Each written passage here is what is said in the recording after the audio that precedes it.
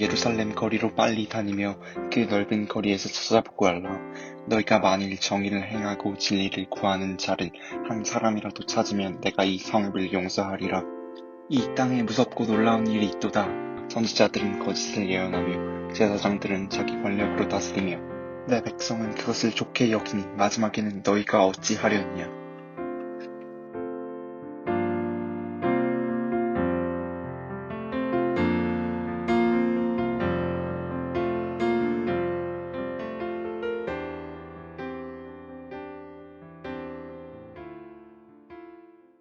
네, 우리 예레미야 5장의 말씀으로 다섯 번째 강의죠. 이 땅에 무섭고 놀라운 일이라는 제목으로 함께 말씀을 나누기를 원합니다.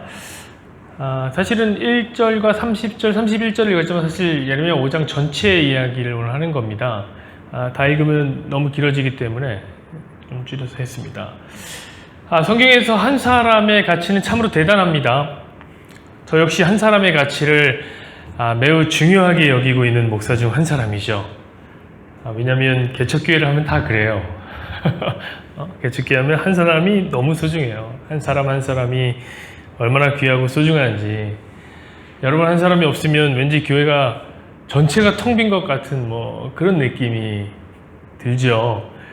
당연하리라 생각합니다. 10,000명 중에 한 사람과 10명 중에 한 사람, 그 비중이 너무 다르잖아요. 여러분이 태박교회에 있으니까 이 목사가 한눈에 다 보면서 여러분들을 한 사람 한 사람 위해서 기도할 수 있는 것이죠. 저기 여의도 순복음교회 가보세요. 그럼 뭔가 거대한 이 대중 속에 파묻혀 있는 느낌을 받게 될 것입니다. 당연하겠죠. 거의 70만 명이 70만 명이에요. 70만 명이 넘으니까 그럴 거예요. 근데 어떤 성도들은 또 그렇더라고요. 어떤 성도들은 그런 느낌이 좋대요. 자기한테 신경을 꺼줬으면 좋겠다고 하더라고요. 여러분 그러니까 태바가 얼마나 적절합니까? 정말 좋지 않나요? 왜냐면 우리는 개척교회라서요. 한 사람 한 사람이 무척 가치가 있지만 그렇다고 우리가 또 되게 신경 쓰지는 않거든요. 그러니까 저희는 장점만 딱 모은 거예요. 가치도 있지만 신경도 안 쓴다. 제가 또 셀프 디스를 했습니다. 그러나 오늘 성경이 말하는 한 사람이라는 것은 지금 제가 말씀드린 것처럼 상대적 기준의 한 사람이 아닙니다. 몇 명 중에 한 사람이냐 이걸 얘기하는 게 아니라고요. 절대적 기준, 그냥 한 사람. 하나님 나라에서는 한 사람의 가치가 매우 어마어마한 가치를 지니고 있습니다. 그것이 어느 정도의 가치냐면은 온 우주의 가치와 맞먹는 가치입니다. 사랑하는 여러분, 한 사람 아담의 범죄가 인류 전체에 끼친 영향을 한번 생각해 보십시오. 한 사람의 범죄로 인류가 죄인이 되었습니다. 아마 여기 계신 분들 중에 어떤 분들은 저도 그런 생각을 했으니까 그런 생각을 해보신 분들이 있을 거예요. 아니 왜 아담이 잘못한 죄가 우리에게 와서 원죄로 이어집니까? 이건 너무 불공정한 처사가 아닙니까? 이런 생각을 해보셨을 겁니다. 많은 사람들이 원죄에 대해서 생각할 때 이해를 잘 못해요. 왜냐하면 우리가 살아가고 있는 이 세상에서는요, 한 사람의 가치가 그리 크지 않거든요. 한 사람은 그저 한 사람일 뿐이에요.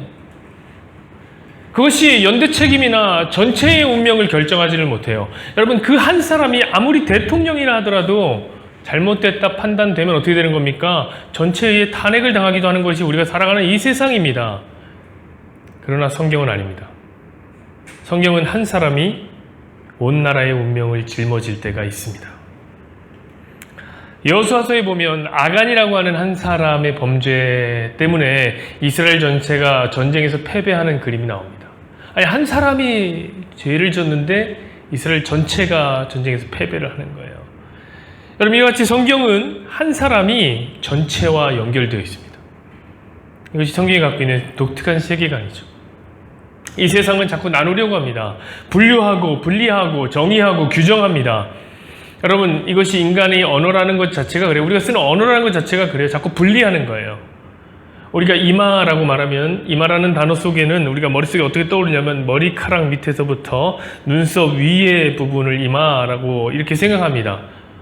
그러면은 머리가 요만큼 없는 사람은 어떻게 되는 거예요? 어디까지가 이마예요? 여러분 이마는 사람마다 그 크기와 기준이 다 다르다고요. 그래도 언어는 그냥 나누는 거예요. 정확하지 않지만 그냥 규정 짓는 거예요. 나눠야 돼요. 이와 같이 세상은 나누어야 설명이 되는 거예요. 나누어야 유지가 되는 겁니다. 그래서 이 세상에는 이분법과 같은 세계관이 많이 발달됐죠. 나누는 세계관이에요. 이것과 저것을 나누고 분리하는 세계관이죠. 그러나 성경적 세계관은 하나로 연합이 되는 세계관입니다. 삼위일체는 하나면서 셋이죠. 셋이면서 하나. 이거 설명이 안 돼요. 설명이 안 돼요. 그러나 그런 하나됨이 하나님 나라의 존재 양식입니다. 우린 저 천국에서 예수님과 하나로 이어진 유기적인 한 세 사람을 입을 겁니다. 물론 이것도 설명이 어려워요. 어떻게 그렇게 될까? 어떤 방식으로 될까? 어려워요. 이 세상에는 없는 개념이기 때문이죠. 그러나 존재하는 것이 분명합니다. 성도는 그 사실을 믿습니다.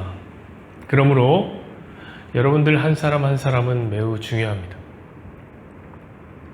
우리는 성경적 세계관으로 사는 사람입니다. 그래서 우리는 전체와 연결되어 있습니다. 여러분 한 사람은 우리 교회와 같습니다. 아니 온 우주적 교회와 여러분은 같은 가치를 지니고 있습니다. 그러므로 여러분들 주님 안에서 풍성한 은혜 가운데 사십시오. 주의 축복이 여러분들의 삶에 깃들기를 소망하겠습니다. 여러분은 복을 받아 복이 되셔야 하는 존재입니다. 여러분이 복이 되어야 우리 모두가 복됩니다. 여러분이 건강해야 우리 교회가 건강합니다. 앞에 있는 주의 종이 늘 기도하며 소망하겠습니다. 오늘 본문은 진정으로 한 사람의 가치가 얼마나 중요한지를 설명하는 본문이죠. 1절 보시죠. 너희는 예루살렘 거리로 빨리 다니며 그 넓은 거리에서 찾아보라. 찾아보고 알라. 너희가 만일 정의를 행하며 진리를 구하는 자를 한 사람이라도 찾으면 내가 이 성읍을 용서하리라. 하나님은 한 사람만 있으면 이 예루살렘 성을 용서하겠다라고 말씀하십니다. 두 사람도 필요 없습니다. 한 사람이면 되는 겁니다. 한 사람의 정의를 행하는 사람, 한 사람의 하나님의 진리를 구하는 사람이 있으면 수백만 명의 사람들이 다 용서를 받을 수 있을 것이다 라고 말씀하십니다. 자, 이제 이스라엘의 용서의 길이 활짝 열렸습니다. 이제 하나님의 말씀대로 거리로 나가기만 하면 되는 거예요. 그리고 찾기만 하면 되는 거예요. 한 사람만 찾으면 되는 거예요. 하나님은 그 방법까지도 말씀해 주셨습니다. 빨리 달리면서 찾으라는 거예요. 그리고 넓은 거리에서 찾으라는 거예요. 여러분 빨리 달리면 더 많은 사람들을 만나겠죠. 더 많이 만나볼 수 있을 것입니다. 최대한 많은 사람들을 만나다 보면 그 중에 한 사람은 정의를 행하는 사람이 있지 않을까요? 그 한 사람을 찾을 때까지 우리는 더 빨리 달려야 됩니다. 지금 또 넓은 거리로 나가서 찾으라고 합니다. 여러분 넓은 거리로 나가서 찾아보면 어떨까요? 여러분 광장에는 참으로 다양한 사람들이 모입니다. 광장에는 다양한 성씨의 사람들이 모입니다. 다양한 연령의 사람들이 모입니다. 광장에는 성격이 화끈한 사람도 오고요, 소심한 사람도 오고요, 목소리가 큰 사람도 오고 의기소침한 사람도 모입니다. 광장에는 매우 다양한 직업군이 모입니다. 공무원도 오고 일용직도 오고 직장인도 오고 서비스업을 하는 사람도 오고 농부 심지어 성직자들도 모입니다. 그러면 여러분 한 사람 정도는 만날 수 있지 않겠습니까? 열심히 정의를 행하고 하나님의 진리를 구하는 한 사람 만날 수 있지 않겠습니까? 여러분 케빈 베이컨의 법칙이라는 게 있습니다. 어떤 사람이든지 6단계만 건너면 연결해보면 찾아낼 수 있다는 거예요. 자, 이 케빈 베이컨의 법칙의 단계를 밟는다면 그래요. 정의를 실현하는 사람 만날 수 있지 않겠습니까? 진리를 구하는 사람을 만날 수 있지 않겠습니까? 여러분도 한번 생각해 보세요. 여러분들 주변에 여러분이 아는 사람 중에 정의를 실현하는 사람이 있습니까? 하나님의 진리를 구하는 사람이 있습니까? 제가 지금 다니고 있는 개척교회 모임에만 가면 참 좋은 목사님들이 많습니다. 부처님 가운데 토막 같은 이 선한 목사님들이 거기 있습니다. 인자한 미소를 갖고 계시고 중저음의 보이스가 참 매력적인 목사님 계십니다. 그중에 오랫동안 이스라엘에 사셨던 목사님도 있거든요. 근데 이분은요 정말 많은 걸 알고 있는 분이에요. 모르는 게 없는, 거의 무엇이든지 물어보세요 수준입니다. 다 알아요. 어떤 목사님은 선교적 마인드를 품고 불신자들 전도하러 다니는 목사님도 있습니다. 저는 안 그렇거든요. 저는 수평이동 다 받아요. 이분은 불신자들만 전도해요. 제가 보니까 존경스럽습니다. 그렇다면 여러분, 이런 목사님들이 우리가 찾는 한 사람이 아닐까요? 아니면 제가 잘 모르지만, 제가 이분 잘 개인적으로 모릅니다. 그러나 제가 참 좋아하는 설교자인데 김용희 선교사님 같은 분은 어떨까요? 이분은 말씀대로 살고 훈련을 하기 위해서 컨테이너 여러 개를 모아다 놓고 공동생활을 하시는 분이에요.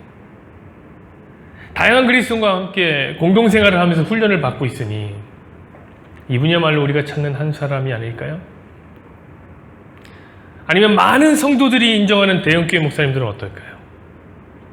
제가 아까 말씀드렸듯이 성도수가 70만 명이 넘는 교회, 지금 원로 목사님으로 계신 조영기 목사님 같은 분은 어떨까요?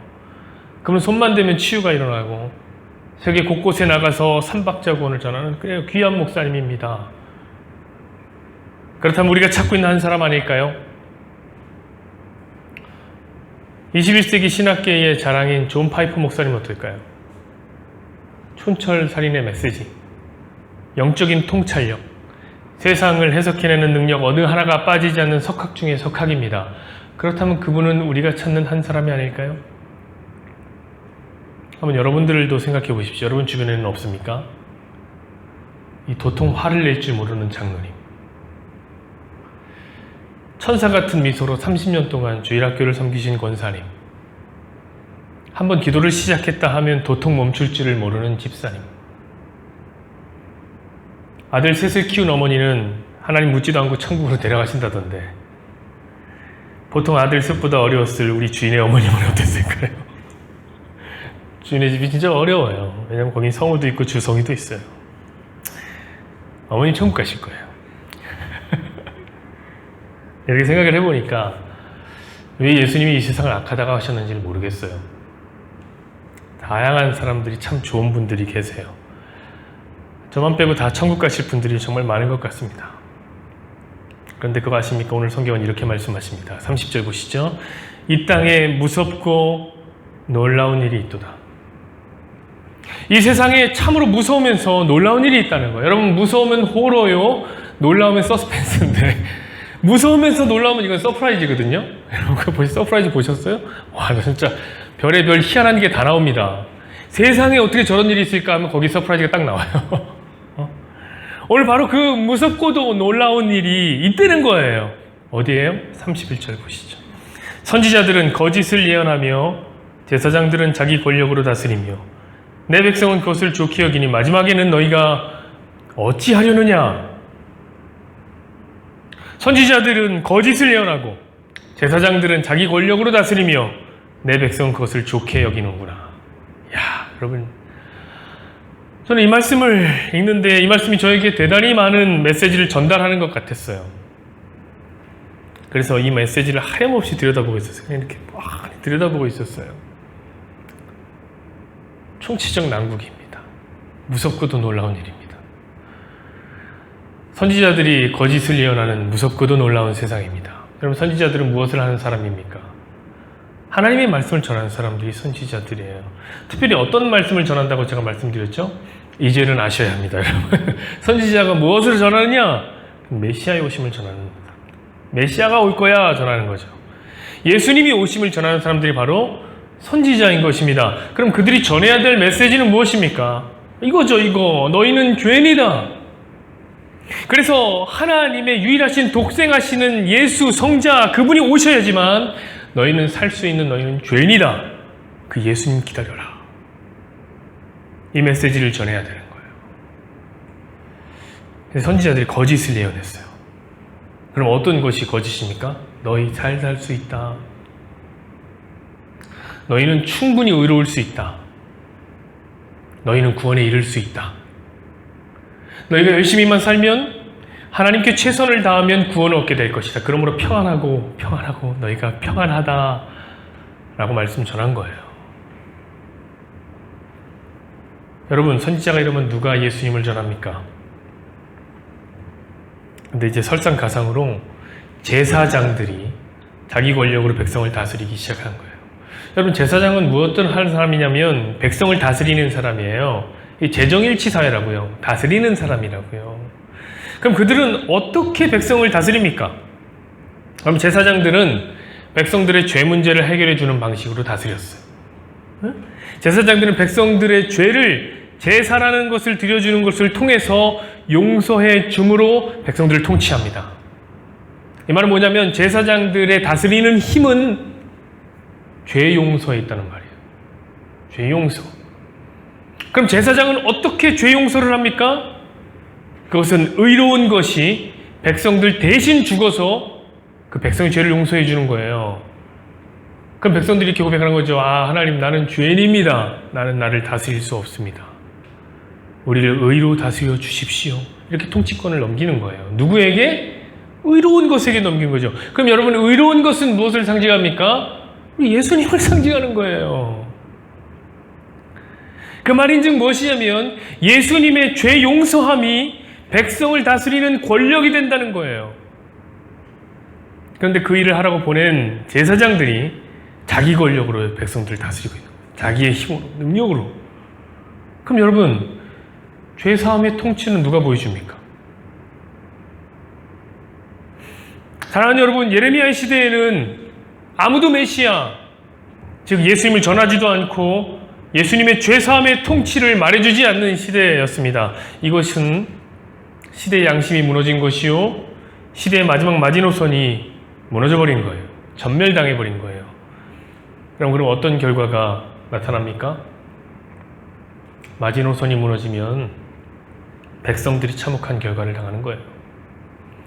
오늘 본문에 나오는 백성들의 모습을 보십시오. 그런 선지자들과 제사장들의 이야기를 좋게 여기고 앉아있습니다. 그 얘기가 좋은 거네. 메시아 없어도 된다 이거죠. 그래도 잘 살 수 있다는 거예요. 그래서 오늘 읽지는 않았지만 3절과 같은 결과 나와요. 3절 한번 볼까요? 여호와여, 주의 눈이 진리를 찾지 아니하나이까? 주께서 그들을 치셨을지라도 그들이 아픈 줄을 알지 못하며 그들을 멸하셨을지라도 그들이 징계를 받지 아니하고 그들의 얼굴을 바위보다 굳게 하여 돌아오기를 싫어하므로. 여러분, 분명 우리들은 압니다. 성도들은 알아요. 예수 없는 삶이라는 것이 인생들의 징계라는 것을 알아요. 인생들의 아픔이 예수 없는 삶이라는 것을 알아요. 왜요? 우리가 늘 찬양에 고백하는 것이 예수 안에 생명이 있다며요. 예수 없으면 그게 징계죠. 그래서 예수로 살자며요. 예수 없으면 아픔이죠. 오늘 우리가 찬양했듯이 의인은 믿음으로 산다고 했습니다. 그렇다면 그 믿음은 무엇입니까? 믿음의 주요, 우리를 온전케 하시는 예수 그리스도이십니다. 우린 예수 그리스도로 삽니다. 그런데 예수 없이 사는데 아무렇지도 않은 거예요. 이는 아파도 아픈 줄 모르는 전부 다 영적 한센인들인 거예요. 여러분, 한센병 아시죠? 속칭 문둥병이라고 하는 거. 아파도 아픔이 없어요. 사람들이 영적인 통점이 없어요. 전부 다 이상한 병에 걸려갖고 절망의 순간이 찾아왔는데 거기서 막 껄껄대고 웃고 있는 거예요. 징계가 징계인지 모르는 거죠. 성경의 표현대로 말하자면 얼굴이 바위보다 더 굳게 되어버린 거죠. 안면이 굳어서 부끄러운 것을 모르고 수치도 모르고 하나님께 돌아오라 해도 연신 모르쇠만 시전하고 있는 것입니다. 나 모르겠는데요. 선지자도 문제요. 제사장도 문제요. 당연히 백성들도 모두 문제였다는 거예요. 정의로운 한 사람, 진리를 구하는 한 사람 찾을 수 없었다 이 말입니다. 성경의 말씀대로 의인은 없나니 하나도 없으며 이것이 예레미야의 때입니다. 놀랍고 무서운 때입니다. 그러나 사랑하는 여러분, 이것이 비단 예레미야의 때만의 일입니까? 저는 올해 말씀을 곰곰이 바라보다가 그 속에서 오늘날 우리의 모습을 보았습니다. 우린 예레미야 5장에서 2020년의 한국교회를 볼 수 있습니다. 오늘날에도 여전히 무섭고 놀라운 일들은 그대로 벌어지고 있습니다. 오늘날 선지자들이 무엇을 전합니까? 어디 예수님에 대한 이야기가 있습니까? 만약 여러분들이 설교를 많이 들으신다면 어느 강단에서 예수님의 이야기가 계속 나오고 있습니다. 목사님 들어보세요. 꼭 저에게 소개시켜 주십시오. 저도 은혜 받고 싶습니다. 오늘날 강단은 위로와 웰빙, 리더십, 자기개발, 부흥과 성공, 신비와 기적이 점령해버렸습니다. 제가 오죽하면 교회 전도지에다가 예수를 보기 원합니다라고 써놨겠습니다. 여러분, 전도지엔 그런 거 쓰는 거 아니에요. 전도지엔 예수 믿으면 잘 됩니다. 예수 믿으면 좋은 일이 생기면 이런 거 쓰는 거예요. 예수 보기 원합니다라고 전도지 쓰면 이상한 거예요. 여러분, 그런 오늘날의 제사장들은 무엇으로 백성을 통치합니까? 자기의 힘 아니에요? 병 고침의 능력, 좋은 학교 박사학위, 크고 화려하고 멋진 성전, 비싸고 잘하는 찬양팀, 수려하고 화려한 언변, 이런 것들이 아닙니까? 이런 것들이 있어야지 성도들이 그 교회의 통치를 받는다고요. 오늘날은 예수님의 죄사함의 통치가 교회를 다스리지 못합니다. 결코 다스리지 못합니다. 그저 죄사함에 대한 이야기는 새가족 교육 때 첫째 주에 한번 배우는 거예요. 그 후로는 죄사함에 대한 이야기가 한마디도 없어도 괜찮아요. 우리 목사님 똑똑하고, 우리 목사님 잘생겼고, 교회 아름답고, 교회에서 좋은 일 많이 하고, 조금 열심히 하면 직분도 주고, 직분 받기만 하면 우리 식당에 교회 사람들 많이 와서 매출 좀 올려주니까 나 그래서 그 교회 간다. 그 교회 통치받는다. 그러나 그거 아니라는 겁니다. 사실은 죄사함에 의해 성도들은 지배와 통치를 받아야 합니다. 죄사함이 전부여야 해요. 그런데 죄에 대해서는 조용하고 제사장들이 자기 능력으로 성도들의 인기를 받으려고 하니 이거 뭘 어찌해야 됩니까? 그래서 오늘 5장의 마지막 구절 밖에는 할 말이 없는 거예요. 이렇게 써 있잖아요. 마지막엔 너희가 어찌하려느냐. 마지막에 너희 어떻게 하려고 그러냐. 참으로 안타까운 하나님의 외침입니다. 한 사람만 정의를 행하고 한 사람만 하나님의 진리를 구하면 용서함을 받을 수 있을 거라 했는데 우리가 거기에도 못 미칩니다. 어떤 분들은 이렇게 말씀하시는 분이 있을 거예요. 그래도 목사님, 한 사람은 있지 않을까요? 왜 교회인들이 1000만 성도가 있다는데 한 사람은 있지 않을까요? 아까 목사님이 말씀하신 그 목사님들 중에 한 분이라면 그분이 계시지 않을까요? 그 장로님, 권사님 중에 한 분이 그 한 사람이 되지는 않을까요? 오늘 하나님이 이렇게 말씀하십니다. 2절을 한번 보시죠. 그들이 여호와께서 살아계심을 두고 맹세할지라도 실상은 거짓 맹세니라. 아니요. 그런 사람 없습니다. 저를 비롯해서 여러분들도, 그리고 제가 아까 말했던 모든 분들이 모두 하나님이 찾으시는 한 사람은 될 수가 없습니다. 여러분, 이단 찾는 거 너무 간단해요. 너무 쉬워요. 만약 누구든지 자기가 하나님이 찾는 한 사람이다 라고 말하면 그가 이단이야. 그러니까 삶이 교주라고. 하나님 오늘 말씀하십니다. 그거 하나님의 살아계심을 두고 그가 맹세한다 할지라도 그거 거짓이야. 믿지 마라. 여러분, 그러면 그 결과가 무엇입니까? 우리가 예레미야를 읽을 때마다 늘 도달하는 결론이죠. 심판입니다. 의인 한 사람이 없는 이스라엘은 심판을 당하게 될 것입니다. 이와 같이 의인 한 사람이 없는 이 세상도 심판을 당할 것입니다. 실로 무섭고 놀라운 일입니다. 마지막에는 너희가 어찌하려느냐. 말씀했죠, 여러분. 그러나 결과적으로 한번 보십시다. 우리는 심판을 받습니까? 그럼 여기 안 모였죠. 심판받는데 여기 뭐하러 모였습니까? 이상하게 우리는 구원을 받는다고 생각하고 있고 우리는 구원을 받습니다. 맞습니다. 우리는 구원을 받는 사람들입니다. 그럼 이 말은 무엇을 의미합니까? 하나님께서 한 사람을 찾았다는 거예요. 우리 하나님이 실현을 하시는 분이 아닙니다. 이 세상은 하나님의 말씀대로 됩니다. 정의를 행하는 한 사람, 진리를 구하는 한 사람을 하나님이 찾으신 겁니다. 그래서 새 예루살렘 성인 저와 여러분은 심판을 받지 않고 살아남은 겁니다. 그럼 그 한 사람 누굽니까? 예, 맞습니다. 우리 예수님이에요. 사랑하는 여러분, 오늘 본문을 설교한 많은 설교를 들어봤습니다. 그리고 많은 강의집을 봤습니다. 그리고 많은 주석집을 제가 챙겨봤습니다. 그러나 안타깝게도 거의 모든 이야기의 초점이 뭐냐면 우리가 하나님이 찾으시는 그 한 사람이 되자였습니다. 그래서 마지막엔 너희가 어찌하려느냐 이 질문에 모두 다 똑같이 대답하고 있어요. 하나님, 제가 그 한 사람이 되겠습니다. 성읍의 멸망을 막는 한 사람, 세상의 멸망을 멈추는 그 한 사람이 제가 되겠습니다. 이게 뭘 하고 있는 겁니까? 오늘 본문의 표현대로 하자면 실상 거짓말을 하고 있는 거예요. 여러분, 저와 여러분은 그렇게 하지 맙시다.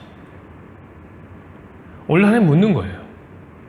얘들아, 마지막에 너희가 어찌하려느냐? 뭐라고 대답해야 됩니까? 네, 하나님,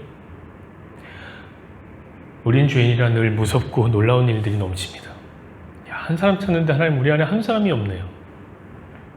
근데 하나님 우리에겐 하나님이 찾으시는 한 사람 예수님이 계십니다.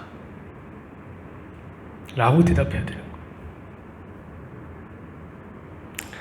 그러고 보면 진짜 무섭고 놀라운 일이 무엇입니까? 정의롭고 하나님의 진리를 찾는 한 사람이 없어서 망한다는 것이 이 세상이 만난 무섭고 놀라운 일이라고 했습니다. 근데 진짜 보니까 진짜 무섭고 놀라운 일은 예수님 한 사람이 그 무섭고 놀라운 일을 완전히 뒤엎어버리는 거예요. 저는 그래서 오늘 예수님 보면서 그런 생각이 듭니다. 와, 예수님이 무섭고 놀라우신 분이네요. 진짜.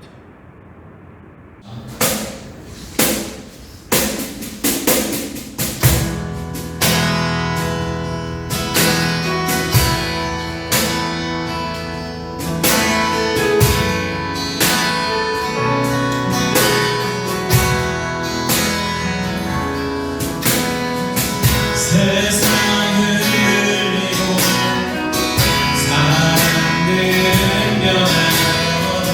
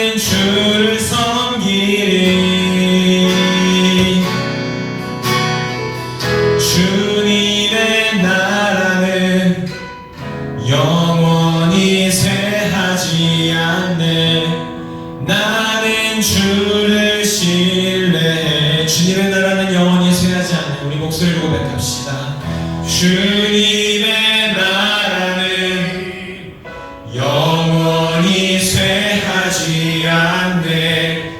나는 주를 신뢰해. 여러분 정말 주님을 신뢰하십니까? 여러분 정말 주님 앞에 설 자격이 있으십니까?